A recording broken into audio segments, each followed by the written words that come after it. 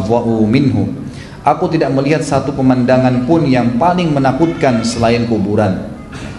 Dari Abdullah bin Rumi rahimahullah, tabi'in berkata, telah sampai kepada aku bahwasanya Utsman bin Affan berkata, seandainya aku ada di antara surga dan neraka tanpa tahu kemana aku diperintahkan, ke surga atau ke neraka, niscaya aku memilih untuk menjadi debu saja, menjadi abu, sebelum aku mengetahui kemana aku akan berjalan. Jadi ini semua tidak lahir kecuali dari takutnya kepada Allah subhanahu wa ta'ala. Jadi tidak takut kecuali kepada Allah. Beliau ekspansi, beliau menyebarkan Islam, beliau bersedekah, semua itu karena hanya takut kepada Allah subhanahu wa ta'ala dan yakin dengan janji Allah subhanahu wa ta'ala. Utsman bin Affan juga terkenal dengan keadilannya. Utsman bin Affan juga menegakkan hudud, hukum-hukum Allah walaupun dengan kerabatnya. Jadi beliau tidak pandang bulu. Disebutkan dalam riwayat bahwasanya Utsman bin Affan pernah ada satu budaknya, budak yang membantu di rumah gitu kan, anak kecil melakukan satu pelanggaran, lalu sama Utsman dijewer kupingnya. Kata Utsman, kenapa kau lakukan itu? Ada perbuatan yang cukup ya tidak nyaman gitu dilakukan oleh anak ini, tapi tidak disebutkan dalam riwayat. Maka waktu itu Utsman, anak itu mengatakan aduh ya, seperti kesakitan gitu. Lalu Utsman menarik tangannya, lalu berduduk dan berkata, wahai pelayanku, ya dalam arti terima gitu, wahai pelayanku, jewer kupingku juga. Waktu itu jadi khalifah. Kata pelayannya, nggak mungkin Amirul Mukminin. Dia bilang, demi Allah kau harus menjewer kupingku, karena hisab di sini lebih mudah daripada hisab di sana. Jadi bagaimana seorang mukmin bisa melakukan kesalahan, tapi pada saat yang bersamaan segera taubat, tidak menundahnya. Ini sebuah pelajaran juga. Maka Utsman bin Affan mengatakan jewerlah. Budak itu, pelayan itu kena takut, maka dipegang kupingnya Utsman. Lalu Utsman mengatakan lebih keras lagi, sampai akhirnya Utsman merasakan sakit dan Utsman juga mengatakan aduh, barulah dilepaskan oleh pelayan tersebut. Bagaimana sosok Utsman bin Affan? Manusia bisa berbuat salah, tapi dia memberikan contoh kepada kita, tidak malu, tidak aib pada saat kita menarik ya atau meminta maaf dari kesalahan kita dan segera menyelesaikan pada saat itu. Yang jadi masalah buat sebagian orang adalah mereka sengaja menunda-nunda untuk ya memperbaiki kesalahan yang ada. Utsman bin Affan juga pernah menghukum adik kandungnya sendiri, adik dari ibunya ya, beda ayah, yang bernama Al-Walid bin Uqbah. Al-Walid bin Uqbah ini saudara seibunya Utsman bin Affan. Al-Hafidz Ibnu Hajar menyebutkan dalam Fathul Bari bahwasanya Utsman ini menegakkan hukum had kepada siapapun. Ternyata setelah Utsman bin Affan mendapatkan berita kalau adiknya ini terdapat ya pernah satu waktu meminum khamr, lalu datangkanlah saksi pada saat itu. Padahal sebenarnya Al-Walid ini adalah orang yang saleh, orang yang baik, tapi satu waktu dia lalai gitu kan, maka dia pun minum khamr. Diberikanlah kesaksian, ada orang yang memberikan saksi mengatakan saya melihat Al-Walid itu muntah. Kemudian yang satu lagi mengatakan saya melihat Al-Walid meminum khamr, gitu kan. Jadi ada saksi yang pertama bernama Humran memberikan kesaksian tersebut, dan ada laki-laki yang lain mengatakan Al-Walid muntah. Maka Utsman berkata seketika pada saat itu dia tidak muntah sampai kecuali karena dia meminumnya. Lalu kata Utsman bin Affan kepada Ali, wahai Ali, berdirilah dan cambuklah dia. Maka akhirnya Ali pun menyuruh pada saat itu, karena Ali adalah tangan kanannya Utsman. Ali berkata kepada Abdullah bin Ja'far, berdiri dan cambuklah dia. Maka dicambuklah Al-Walid yang merupakan tadi pada saat itu adalah adiknya khalifah, adiknya Utsman bin Affan, dan dicambuk sampai 40 kali.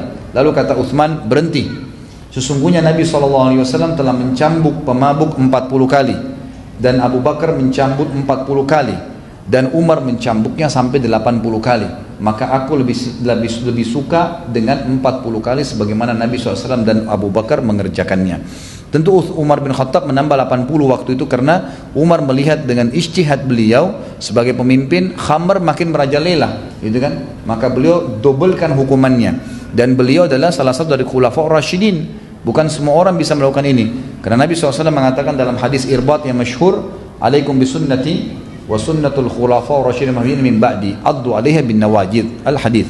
Jadi dikatakan berpeganglah pada sunnahku dan sunnah khulafa rasyidin setelahku, Abu Bakar, Umar, Utsman dan Ali. Umar termasuk salah satunya. Berpegang teguhlah pada keduanya, sunnahku dan sunnah khulafa rasyidin, walaupun dengan gigi geraham kalian. Dalam riwayat sahih dikatakan bahwasanya semuanya itu termasuk bagian daripada sunnah. Orang-orang mukmin membela Utsman, kata beliau di sini. Sungguh sangat heran banyak sekali orang yang mengatakan Utsman itu begini dan begitu. Karena kita lihat nanti salah satu penyebab Utsman dibunuh oleh kaum Khawarij karena banyaknya isu bohong. Isu-isu yang bohong, dan nanti kita akan lihat ada mungkin 7 atau 8 isu yang akan dibantah oleh penulis dalam masalah ini. Intinya adalah beliau mengatakan, saya heran melihat ada orang yang mencela Utsman bin Affan setelah kemurahan hatinya, keringanan tangannya, kasih sayangnya, keadilannya dan kesolehannya kepada Allah SWT dan jaminan masuk surga. Padahal Hasan Basri sudah berikan kesaksian bahwasanya di zaman Utsman bin Affan dikatakan pemberian mengalir, rezeki dibagi-bagi, musuh sudah takluk, hubungan sesama muslim jadi baik, kebaikan merata, tidak ada mukmin yang takut kepada mukmin yang lain. Siapa yang dia temui adalah saudaranya, siapapun dia menyintainya, mengasihinya dan menasihatinya. Mereka telah diwanti-wanti bahwasanya akan muncul sikap egois. Jika itu terjadi maka hendaklah mereka bersabar. Jadi Utsman bin Affan terus motivasi mereka, gitu kan. Lalu kata Hasan Basri, saya tidak melihat pada saat kaum Khawarij itu datang kemudian membunuh Utsman bin Affan kecuali pedang akan terhunus sampai hari kiamat. Padahal sebelumnya telah dilarang oleh Nabi sallallahu alaihi wasallam. Kemudian Urwah bin Zubair berkata radhiyallahu anhu, seorang sahabat Nabi berkata, aku mendapati zaman Utsman bin Affan, aku sempat hidup sampai Utsman menjadi khalifah. Tidak ada jiwa yang muslim kecuali dia mempunyai hak yang sama pada harta Allah, semuanya dengan keadilan. Jadi ini kesaksian, kok aneh ada orang yang berusaha untuk membunuh Utsman bin Affan. Ibnu Umar juga berkata, sungguh ada beberapa perilaku Utsman nih, seperti nanti kita akan sebutkan syubhat-syubhatnya.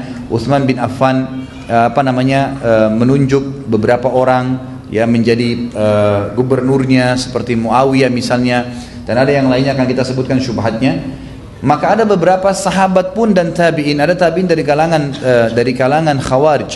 Dari sahabat ini orang-orang yang terakhir-terakhir masuk Islam yang belum faham agama Islam secara mutlak, tapi karena ketemu Nabi jadi sahabat. Mereka bergabung dengan orang-orang Khawarij ini. Lalu Ibnu Umar berkata pada saat mereka nyalah-nyalakan Utsman begini, Utsman begitu, harus turun dari khilafah, nggak boleh jadi khalifah lagi, mau diganti dengan yang lainnya.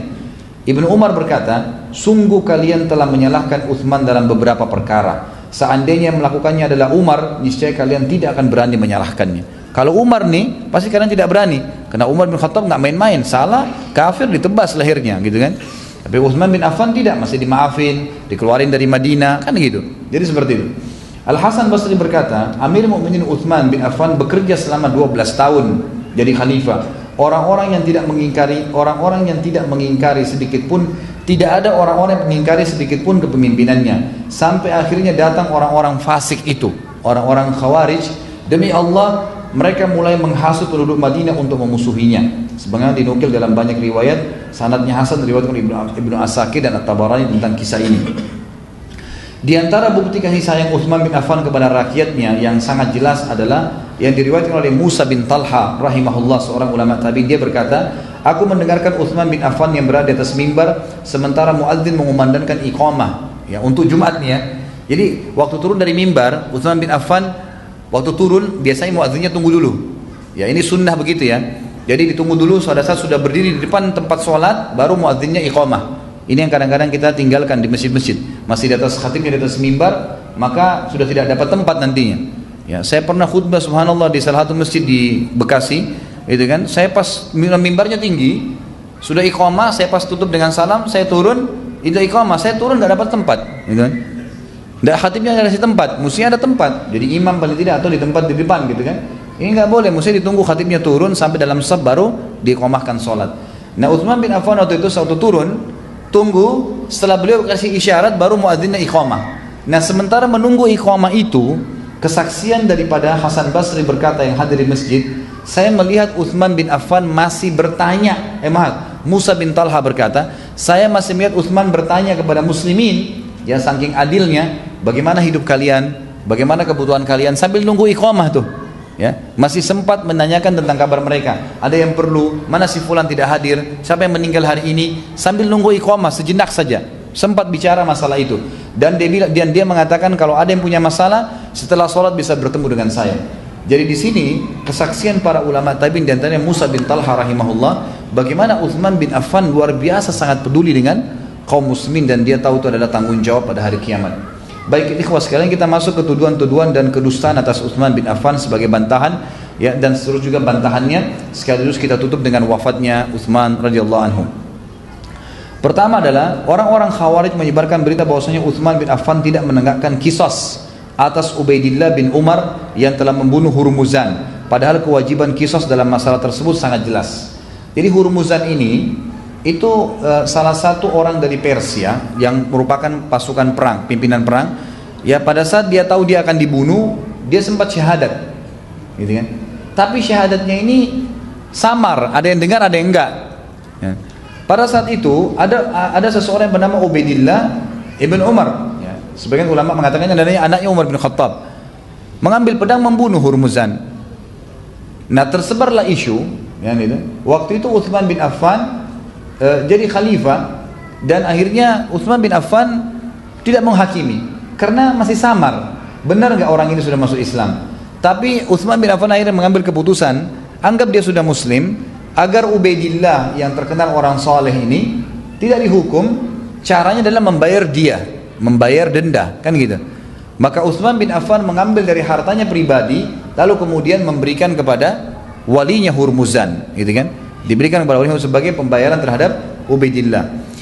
Itu pun katanya, ya, dikatakan oleh Ibnu Arabi rahimahullah dalam kitab Al-Awasim wal Qawasim, beliau mengatakan sebenarnya kisah yang diukil kepada kita tentang masalah terbunuhnya Hurmuzan ini pun oleh Ubaidillah, ya, adalah sanadnya rancuh atau muttarib, jadi tidak bisa diterima.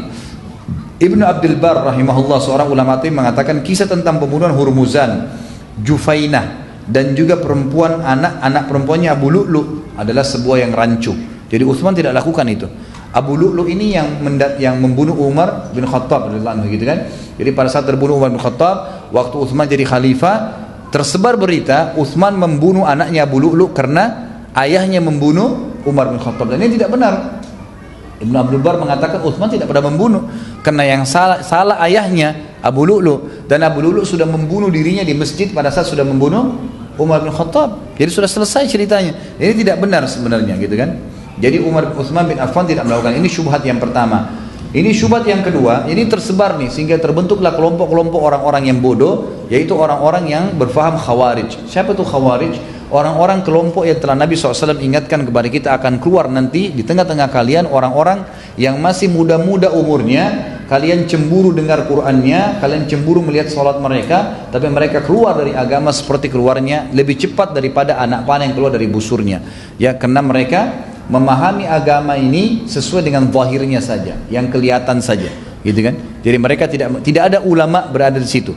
Jadi waktu kaum Khawarij ini ada pun, nggak ada kalangan sahabat yang bersama mereka. Jadi tidak ada kalangan sahabat yang bersama mereka.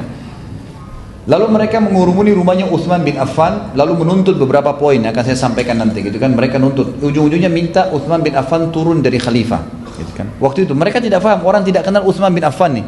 Sampai nanti karena terlalu banyak mereka berkumpul, sampai terkumpul kurang lebih 700 orang di depan rumah Utsman bin Affan, dan syaitan menghiasi buat mereka. Waktu itu beberapa sahabat sempat berkumpul ingin membela Utsman, tapi Utsman larang. Dia mengatakan jangan ada yang membela, jangan ada darah tertumpah karena saya. Akhirnya mereka menyelinap masuk pada saat itu dan sempat memotong tangan Utsman bin Affan radhiyallahu anhu dan membunuhnya, ya, dan membunuhnya. Nanti akan kita sebutkan di penutupan bahasan.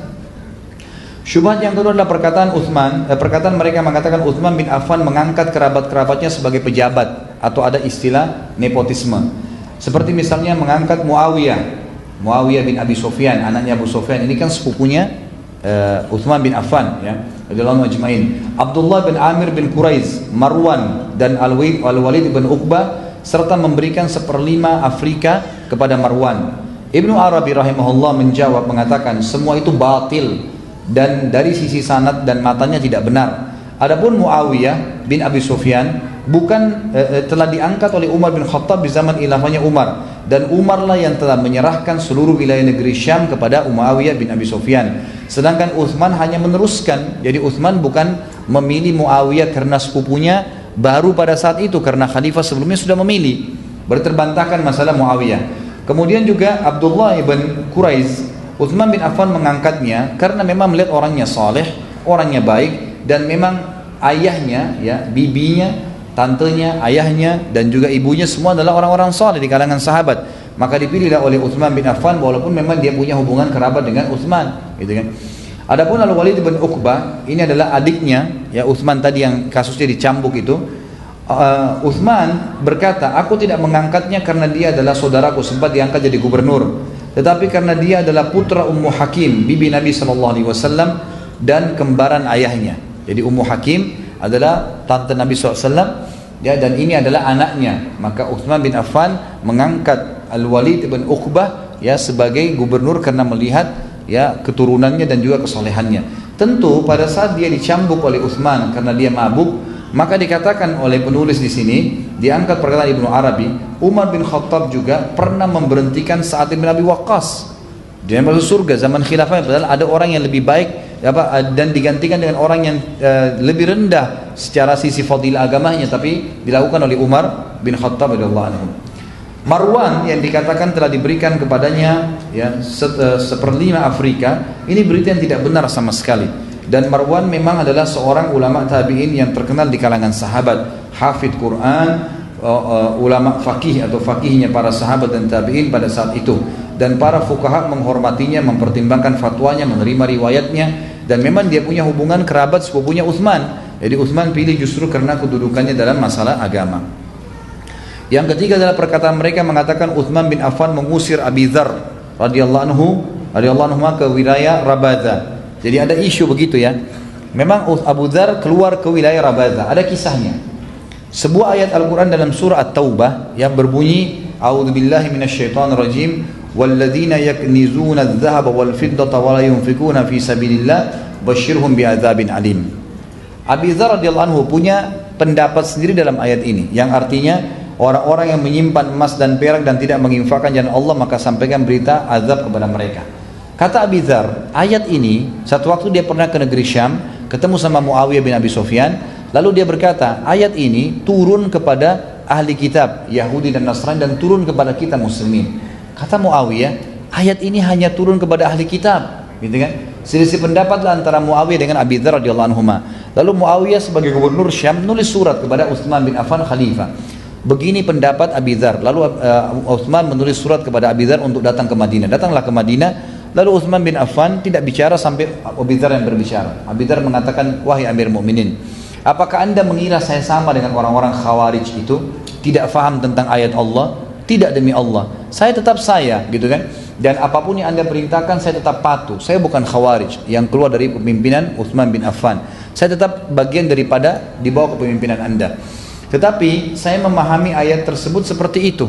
Kata Utsman, kami pun memanggilmu hai Abi Dzar dengan baik ke sini agar kau bersatu dengan kami, kemudian kami akan berdiskusi secara baik kepadamu dengan ayat tersebut. Apakah kau mau tinggal di Madinah? Kata Abi Dzar, tidak, saya ingin keluar dari Madinah. Kata Utsman, kamu mau pergi kemana? Dia bilang, saya ingin pergi ke Rabadah. Itu kan sebuah wilayah tidak jauh dari kota Madinah. Ingin tinggal. Tempat itu kurang lebih tempat yang sedikit sekali penduduknya gitu, padang pasir gitu. Lalu kata Utsman bin Affan, baiklah kalau kau mau begitu kami izinkan, kalau kau memang minta izin. Karena Abi Dzar bilang saya minta izin, dan kami akan mengirim kepadamu pengembala-pengembala unta zakat untuk lewat di pagi dan sore hari untuk memberikan kepadamu susu yang kau butuhkan, gitu kan? Kata Abi Dzar, saya tidak butuh masalah itu. Maka Abi Dzar pun akhirnya meninggalkan Madinah dan tinggal di Rabada. Berarti riwayat-riwayat menjelaskan Utsman bin Affan tidak mengusir Abi Dzar. Fitnah semua ini. Yang keempat, Utsman bin Affan membakar mushaf. Jawabannya adalah, kata beliau, Ali bin Abi Thalib berkata radhiyallahu anhu, ini juga orang-orang Syiah sengaja mengangkat masalah ini, ya. Demi Allah, Utsman tidak membakarnya, kata Ali bin Abi Thalib, kesaksian sahabat yang lain mulia, kecuali di hadapan khayalak para sahabat Nabi SAW. Utsman mengumpulkan kami dan berkata, apa pendapat kalian tentang qiraat, baca-bacaan yang berbeda-beda, cara baca Al-Quran? Ini di mana kaum muslimin berbeda padanya. Seorang muslim bertemu dengan muslim yang lain, dia berkata, qiraatku lebih baik daripada qiraatmu.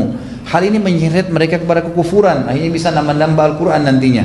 Maka kami berkata, lalu apa pendapat anda wahai Amir Mukminin? Utsman berkata, aku ingin menyatukan kaum muslimin di atas satu mushaf, satu tulisan, satu bacaan. Karenanya, jika pada hari ini kalian telah berbeda pendapat, niscaya orang yang setelah kalian, kalau kalian saja sahabat Nabi berbeda, bagaimana dengan orang setelah kalian? Maka para sahabat berkata, sebaik-baik pendapat adalah pendapat anda. Lakukan saja, kami akan setuju dengan itu. Berarti statement yang mengatakan Utsman membakar Al-Quran adalah perbuatan yang salah, Ini keliru karena Utsman bermusyawarah dengan para sahabat. Yang kelima, mereka berkata Utsman memulangkan orang yang telah diusir oleh Rasulullah SAW dari Madinah yang bernama Al-Hakam bin As. Orang ini memang pernah diusir oleh Nabi SAW dari Madinah karena perilakunya yang tidak baik dan dia murtad dari agama. Dan ini jawabannya adalah tidak benar. Ibnu Taimiyah mengatakan rahimahullah, tidak berdasar sama sekali dan tidak memiliki sanad. Jadi ini cuma isu saja. Yang keenam, membagi-bagi pemberian harta zakat. Dan ini juga dibagi oleh Utsman bin Affan. Mereka menyebutkan kisah, mereka mengatakan tidak boleh dibagi-bagi sembarangan harta zakat. Harus dibantah nih Utsman, diturunkan dari khalifah. Maka dijawab juga oleh para ulama, diantaranya Imam Abu Nuaim al-Asbahani rahimahullah. Orang tabi'in mengatakan Utsman lebih mengetahui daripada orang-orang yang mengingkarinya. Jika para pemimpin melihat suatu maslahat bagi rakyatnya, maka mereka berhak melakukannya. Pengingkaran orang-orang yang tidak mengetahui kemaslahatan tidak boleh menjadi hujjah atas orang yang lebih mengetahuinya. Dan di setiap zaman akan selalu ada orang-orang yang tidak mengetahui dan mengingkari kebenaran dari arah yang mereka tidak ketahui. Jadi bantahan ini semua tidak benar dan Utsman bin Affan melakukan yang terbaik. Yang ketujuh adalah tuduhan mereka terhadap Utsman bin Affan bahwasanya memukul Ammar bin Yasir dan Abdullah bin Mas'ud. Dan ini jelas tuduhan adalah yang tidak benar. Tidak pernah Utsman bin Affan memukul keduanya sebagaimana dinukil oleh Abu Nuaim dalam kitabnya Tathbitul Imamah ya. Dan ini juga disebutkan dalam sanad yang sahih bahwasanya Utsman tidak pernah memukul keduanya, dan ini hanya isu yang disebarkan oleh orang-orang terhadap Utsman bin Affan. Ibnu Umar sempat membela Utsman sambil berkata, seorang laki-laki dari Mesir datang menunaikan ibadah haji, lalu dia melihat suatu kaum sedang duduk. Dia bertanya, siapa mereka? Orang-orang menjawab, mereka adalah orang-orang Quraisy. Dia bertanya, siapa syekh mereka? Maka orang-orang menjawab, Abdullah bin Umar. Dia berkata lagi kepada Ibnu Umar, wahai Ibnu Umar, aku bertanya kepadamu tentang sesuatu, maka kabarkanlah aku tentang hal itu. Apakah engkau mengetahui bahwasanya Utsman bin Affan lari dari perang Uhud? Ibnu Umar menjawab, iya. Waktu kocar-kacir pasukan, sempat muslimin kan lari. Utsman bin Affan termasuk orang yang lari mundur gitu kan. Semua sahabat pada saat itu seperti itu. Orang ini sengaja ingin mencari kesalahan Utsman karena sudah mulai tersebar isu waktu itu Utsman bin Affan harus dilenserkan karena banyak isu-isu yang tidak benar tentang beliau. Lalu Ibnu Umar mengatakan, betul, iya. Dia bertanya lagi, apakah engkau mengetahui bahwasanya Utsman tidak hadir pada perang Badar? Tadi sudah kita jelaskan karena sedang mengurus Ruqayyah. Ibnu Umar menjawab, iya. Dia bertanya, apakah engkau mengetahui bahwasanya Utsman tidak ikut dalam bai'atur ridwan dan tidak menghadirinya? Ibnu Umar berkata, iya. Dia menjawab, Allahu Akbar, kata orang itu. Abdullah bin Umar berkata kepadanya, kemarilah, aku jelaskan kepadamu. Adapun larinya Utsman bin Affan dari perang Uhud, maka aku bersaksi bahwasanya Allah telah mengampuninya. Ya, karena seluruh muslimin pada saat itu yang lari diampuni oleh Allah Subhanahu wa taala. Karena mereka bukan lari pulang ke Madinah, mereka lari mundur ke Gunung Uhud, gitu kan? Adapun ketidakhadiran di perang Badar, maka hal itu karena Utsman merawat istrinya Ruqayyah putri Rasulullah SAW yang sedang sakit sesuai dengan perintah Nabi SAW. Dan Nabi sendiri telah bersabda, dan saya ketahui, kata Abdullah bin Umar radhiyallahu anhum ajma'in, innalaka ajru rajulin mimman syahida badran wa sahmuhu. Kepada Utsman bin Affan Nabi bersabda, sungguhnya engkau mendapatkan pahala dan bagian harta rampasan perang seperti orang-orang yang mengikuti Badar. Adapun ketidakhadiran dalam bai'atur ridwan, jadi bai'atur ridwan ini Nabi SAW pernah memanggil kaum muslimin untuk berkumpul di sebuah pohon, gitu kan? Maka seandainya di Mekah ada orang yang lebih mulia daripada Utsman, niscaya Nabi SAW akan mengutus orang itu. Tapi Nabi SAW mengutus Utsman. Bai'atur ridwan terjadi setelah Utsman bin Affan pergi ke Mekah. Maka Rasulullah SAW bersabda, hadihi yadu Utsman, inilah tangannya Utsman. Jadi waktu itu Nabi SAW sempat mengumpulkan pasukan muslimin. Kalau ada sebuah pohon, beliau mengatakan, kumpullah ke sini ya, untuk melawan pasukan-pasukan di perang Hunain, orang-orang kafir yang akan diserang. Waktu itu Nabi SAW sempat mengutus Utsman, hai Utsman, pergilah ke Mekah, gitu kan? Ya, coba dengan kerjaan tertentu disuruh kerjaan sesuatu. Lalu Nabi SAW waktu membaiat, waktu itu meminta baiat dukungan dari para sahabat, meletakkan tangannya, lalu tangan para sahabat ditaruh di atas tangan Nabi SAW. Lalu Nabi SAW mengambil tangan kirinya, meletakkan di tangan beliau sendiri, mengatakan, dan ini tangannya Utsman. Artinya Utsman bin Affan ikut dalam baiat ridwan. Maka orang tersebut pun tidak bisa berbicara apa-apa. Orang tersebut pun tidak bisa berbicara apa-apa. Beliau mengatakan di sini penulisnya, teguran yang membuat hati meneteskan tangisan darah, bukan air mata. Judulnya begitu. Riwayatnya begini, dari Abu Umamah bin Sa'd rahimahullah, beliau berkata, kami bersama Uthman di dalam rumahnya yang telah dikepung oleh orang-orang Khawarij yang berusaha melemparkan isu-isu palsu tentang beliau dan ingin melengsarkan beliau. Di dalam rumah Uthman terdapat sebuah lorong. Siapa yang memasukinya dia dapat mendengar pembicaraan orang yang ada di atas lantai, maksudnya di atas rumah itu. Uthman memasukinya lalu keluar kepada kami dengan rona wajah yang berubah. Dia berkata, mereka mengancam hendak membunuhku karena orang-orang dari luar teriak-teriak, wahai Uthman, turunlah, kalau enggak kami akan membunuhmu. Dan ini semua orang-orang tabi'in yang baru masuk Islam, tidak ngerti apa-apa, gitu kan. Sahabat-sahabat yang besar, mulia yang ada saat di Madinah, semua berkumpul di rumah Uthman dan ingin membela. Karena mereka merontak, sementara mereka sendiri sahabat merasakan keadilan Uthman. Kata Uthman, mereka mengancam hendak membunuhku. Maka kami berkata, semoga Allah melindungimu dari mereka, wahai Amir Mu'minin. Uthman berkata, mengapa mereka hendak membunuhku? Aku telah mendengarkan Rasulullah SAW bersabda, la yahillu damu imri'in muslimin illa bi ihda thalath, kufrun ba'da Islam, au zinan ba'da ihsan, au qatlu nafsin bighairi nafs. Kata Uthman bin Affan, aku mendengarkan Nabi SAW bersabda, darah seorang muslim tidak halal kecuali dengan satu dari tiga alasan: kekufuran setelah Islam, murtad, atau zina setelah pernikahan. Ya, orang kalau sudah nikah, janda atau duda, ataupun memang masih berpasangan tapi berzina, hukumnya dirajam, jadi halal, boleh dibunuh, gitu kan? Dikatakan kekufuran setelah Islam, atau zina setelah pernikahan, atau membunuh jiwa tanpa alasan yang benar. Ini berarti boleh dikisos. Dia membunuh orang memang dengan sebab dendam, marah, emosi, maka itu berarti hukumnya dikisos. Demi Allah, kata Uthman, aku tidak pernah berzina, baik pada masa jahiliyah maupun pada masa Islam. Aku juga tidak ingin mengganti agamaku setelah Allah memberiku hidayah kepadanya. Maksudnya aku tidak akan murtad. Dan aku juga tidak pernah membunuh satu jiwa yang diharamkan untuk dibunuh. Lalu mengapa mereka ingin membunuhku? Gitu kan? Lalu Uthman pernah melihat dari atas jendelanya kepada orang-orang di luar, berkata, bukankah kalian mengetahui hadis Nabi SAW ingin membubarkan orang-orang yang demo nih? Ya. Nabi SAW bersabda, man hafara rumata falahul jannah. Siapa yang membeli sumur rumat maka dia, atau siapa yang menggali atau membeli maka sumur rumat, dia akan masuk surga. Dan itu saya sudah dapatkan. Bukankah kalian tahu itu? Mereka bilang, iya kami tahu.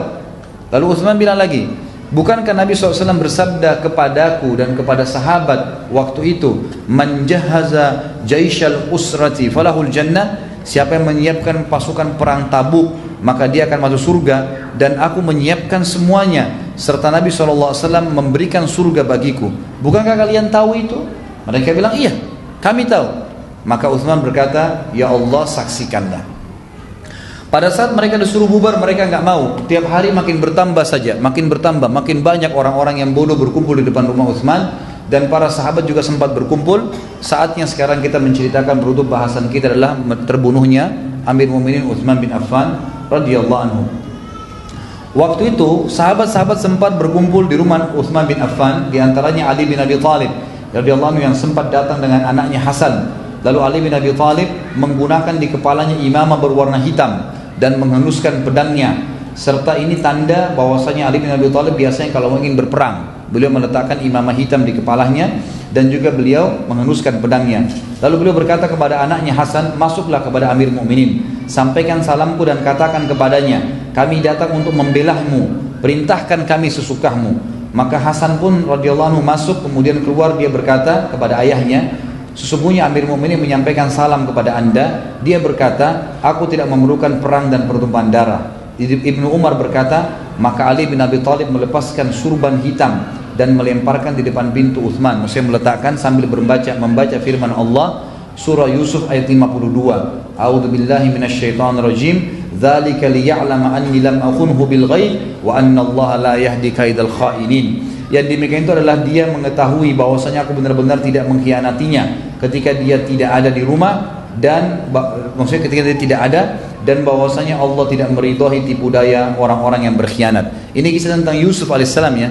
Waktu beliau dituduh berzina, mengganggu istri raja, beliau kan tidak. Lalu beliau waktu dituduh berzina, beliau mengatakan, saya tidak akan pernah berkhianat kepada Tuhanku.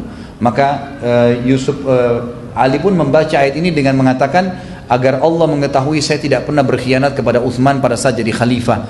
Cuma karena dia nyuruh saya tidak membelanya, maka saya pun meninggalkan rumahnya. Lalu kemudian